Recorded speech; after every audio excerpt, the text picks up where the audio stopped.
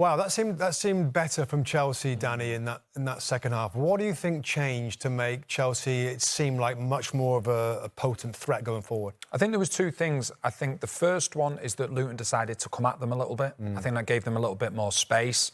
But then I just think it's, as time's going by now, the players are getting used to what the managers want. People forget that it's a new manager. It's a new team for the manager. It's new players coming to the club. So I think slowly but surely you can see partnerships starting to occur over the pitch. I want to continue with that because I kind of agree with that. And I know it's Luton Town and there's going to be tougher challenges ahead, but isn't that the ideal game? Are we starting to see connections, Robin? Starting to see patterns in midfield? Those wing-backs now, a couple of games, they're starting to link very well. I've got the same note, Robin, and what I'm thinking of is that under Graham Potter, there was so much chopping and changes. The relationships didn't build.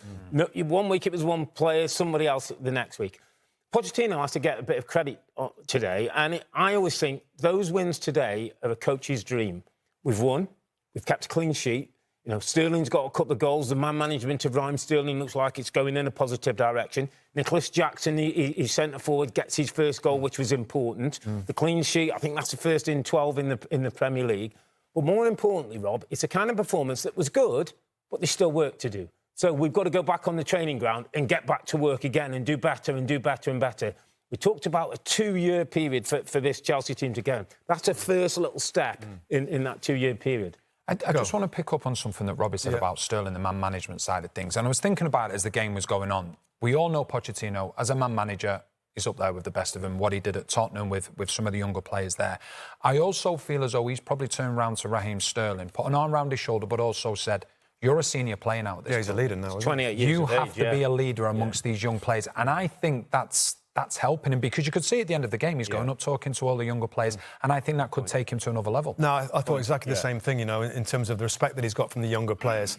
What from Luton's side of things there, Rob? I mean, that's a difficult challenge, and I just know their next games is West Ham United, Fulham, Wolves and Everton. They're more about when they're going to have to find results. But Rob Edwards will be sitting on the coach, Rob, going home, and he'd be slightly disappointed. And why? Not that they've lost, but they didn't make an impression on the game. He's talked about bringing chaos to the order of the Premier League. They didn't bring the chaos today. Why didn't they? Because they got caught up in trying to play a little bit too much steady football, which Chelsea do. They got to stick to their game plan.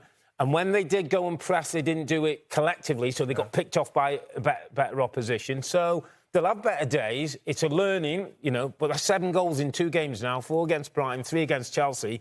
You can't afford to keep allowing those amount of goals going in if you're going to win matches. What do you think, Dan, in terms of Luton and how they look early yet? That's a difficult away game, but what do you think? I think the first 10 minutes of the second half,